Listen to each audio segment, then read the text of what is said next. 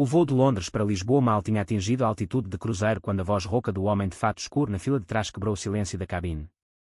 Olha para estes dois paneleiros a segurarem as mãos como se o mundo lhes pertencesse. Que nojo, no meio de gente decente, disse ele alto o suficiente para que várias filas ouvissem, rindo com o companheiro de viagem.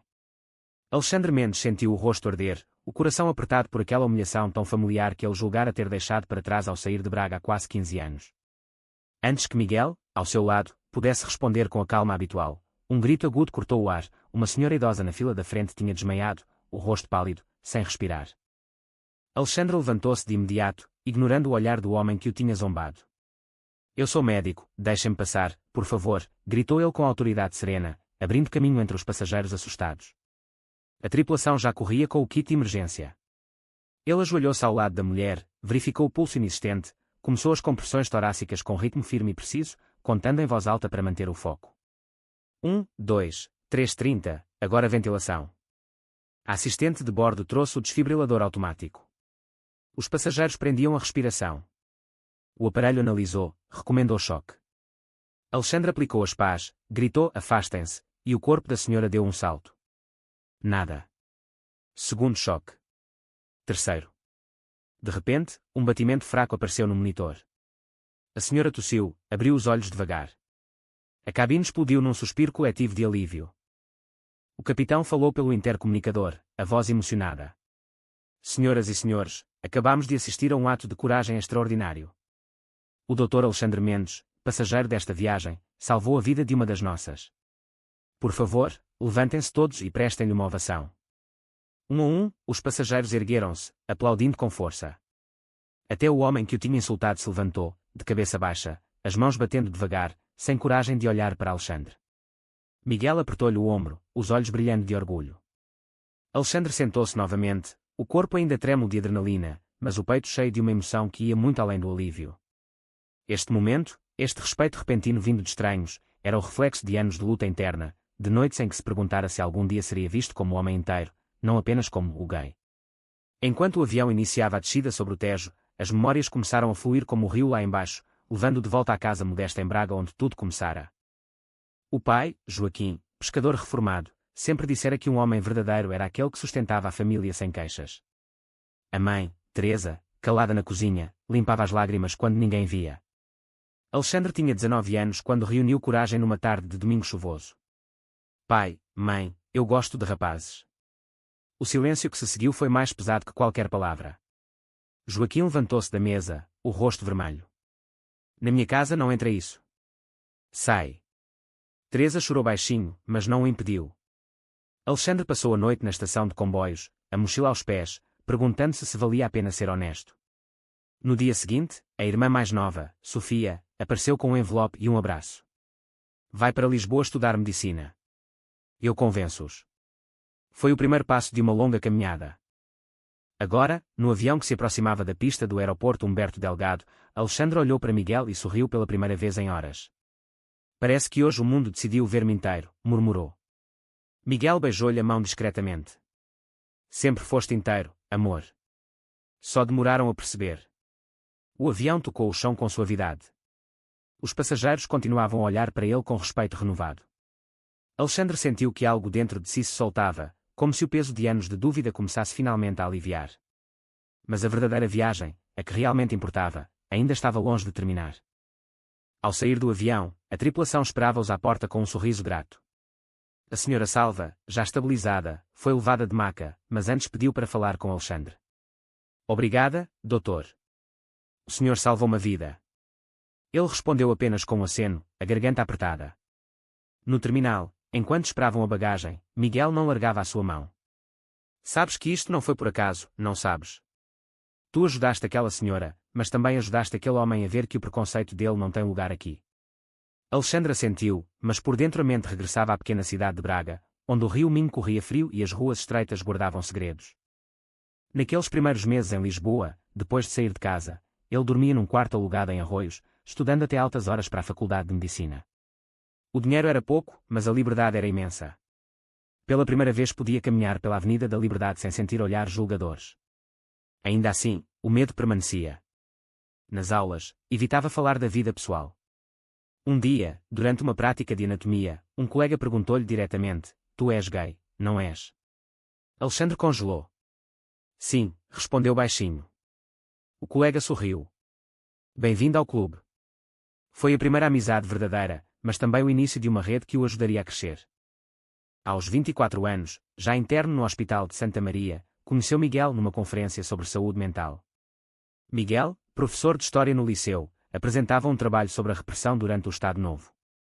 Os olhos deles cruzaram-se durante o debate e nunca mais se soltaram. O primeiro encontro foi num café encheado, chuva fina lá fora. Eu não quero esconder-me, disse Alexandre. Miguel riu. Então não te escondas.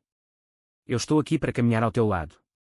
Foram meses de felicidade pura, passeios no Parque Eduardo VII, jantares em casa com amigos do grupo LGBT, fins de semana em Sintra. Mas a sombra da família nunca desaparecia. A mãe ligava às escondidas. O teu pai pergunta por ti, mas não diz. Sofia enviava fotos da sobrinha recém-nascida. Alexandre sentia o peito apertar. Um dia volto, prometia a si mesmo.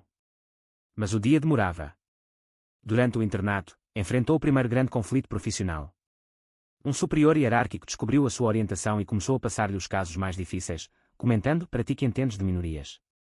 Alexandre suportou em silêncio, trabalhando o dobro para provar o seu valor. Uma noite, depois de um plantão de 24 horas, chorou nos braços de Miguel. Sinto-me sempre a ter de ser melhor que os outros só para ser aceito. Miguel limpou-lhe as lágrimas.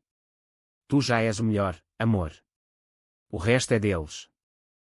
O avião tinha aterrado há quase uma hora e eles seguiam de táxi para o apartamento em Alcântara.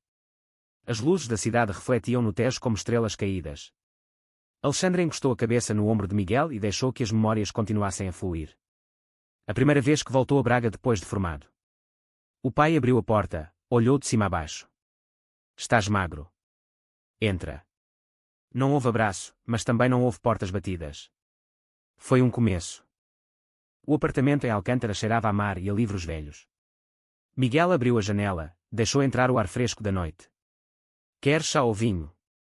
Alexandre sorriu cansado. Vinho, por favor. Hoje preciso de celebrar que ainda estou vivo e que alguém me viu. Sentaram-se no sofá, copos na mão, e o silêncio era confortável, daqueles que só casais que se conhecem há anos conseguem partilhar. Mas Alexandre não conseguia parar de pensar na senhora Salva, no homem que o insultara e que depois se levantara para aplaudi-lo. Sabes o que é estranho? Durante anos lutei para que o meu pai me respeitasse. Hoje estranhos fizeram-no em minutos. O que é que isso diz de mim? Miguel pousou o copo. Diz que tu já és respeitável há muito tempo. Só precisavas de um momento para o mundo ver. As palavras tocaram fundo. Alexandre fechou os olhos e regressou à noite em que contara a Miguel sobre o primeiro namorado da faculdade, um rapaz de Coimbra que partira o coração ao escolher a família em vez dele. Ele disse-me que me amava, mas que o pai nunca aceitaria. Fiquei meses a pensar que talvez eu fosse o problema. Miguel abraçou-o: tu não és o problema. Nunca foste. Naqueles anos de residência, Alexandre especializara-se em cardiologia, mas dedicava as tardes livres a um centro comunitário em Moraria onde atendia jovens LGBT em crise. Um deles, um rapaz de 17 anos chamado Pedro, chegou uma noite com cortes nos pulsos. Eles dizem que eu vou para o inferno. Alexandre passou horas a falar com ele, ligou para os pais, mediou. Pedro saiu dali com esperança. Dias depois, o diretor do centro elogiou publicamente: o Dr. Mendes não trata só corações, trata almas. Aquela frase ficou gravada. Mas o sucesso trazia também inveja. Um colega mais velho espalhou rumores de que Alexandre conseguia as promoções por ser diferente. Miguel quis confrontá-lo, mas Alexandre impediu. Deixa. Eu vou mostrar com trabalho. E mostrou. Publicou artigos, ganhou um Prémio Nacional de Medicina Comunitária. A notícia chegou a Braga. A mãe ligou, chorando. O teu pai leu o jornal. Disse que estás a fazer um bom trabalho. Não era tenho orgulho em ti, mas era mais do que ele esperara. A relação com Miguel também teve as suas provas. Quando Alexandre aceitou um estágio de 6 meses em Londres, Miguel sentiu-se abandonado. Tu estás sempre a salvar o mundo, mas quem me salva a mim? A discussão foi dura. Alexandre quase desistiu do estágio. No final, Miguel disse: vai. Mas volta inteiro para mim. Foi a lição mais importante: o amor não era posse, era liberdade. Agora, sentados no sofá, Miguel riu baixinho. Lembras-te da primeira vez que fomos a Cascais juntos? Tu tinhas medo que alguém nos visse de mão dada. Alexandre riu também. Hoje deixei que uma cabine inteira me visse salvar uma vida. Cresci, não foi? Miguel beijou-o na testa. Cresceste muito. E ainda vais crescer mais. A manhã seguinte amanheceu clara sobre Lisboa. Alexandre acordou cedo, fez café, olhou pela janela para o rio. O telemóvel tocou. Era Sofia. O pai teve uma angina ontem à noite. Está estável, mas o médico diz que precisa de repouso absoluto. Vens? O coração dele acelerou. Vou sim. Amanhã cedo. Miguel ouviu a conversa, abraçou-o por trás. Eu vou contigo. Não te deixes sozinho. A viagem de carro até Braga foi longa, cheia de silêncio e memórias. Alexandre recordava o dia em que o pai o encontrara a beijar um colega da escola atrás do estádio. Tu não és meu filho, dissera Joaquim. 2 anos sem falar. Agora, o mesmo homem estava na cama de hospital, frágil. Quando entraram no quarto, Joaquim abriu os olhos. Vieste? Não era pergunta.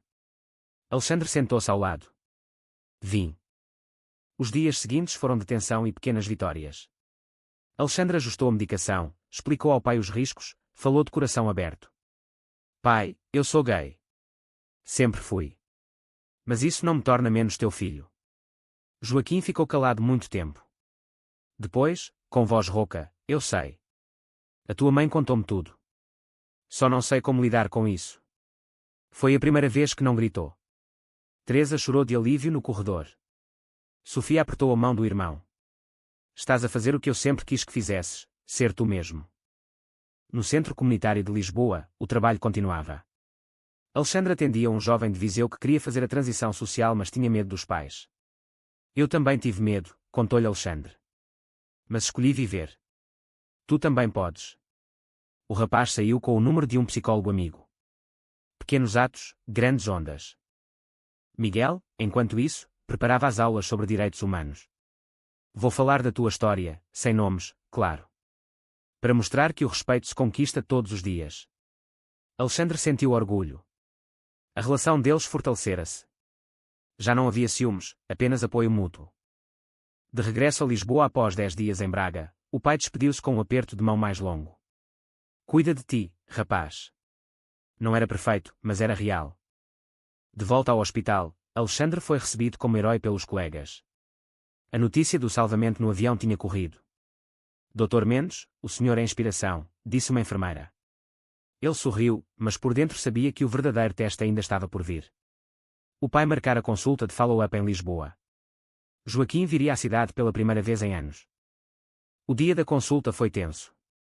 Joaquim entrou no consultório, olhou para Miguel que esperava na sala de espera. É ele. Alexandre assentiu. Sim. Joaquim estendeu a mão a Miguel. Prazer. 3 palavras simples que valiam ouro. Durante o almoço em Belém, o pai perguntou sobre o trabalho de Alexandre com jovens. Tu ajudas miúdos como tu eras?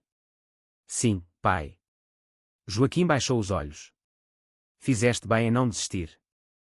Nessa noite, sozinho com Miguel, Alexandre chorou pela primeira vez em muito tempo. Ele viu-me.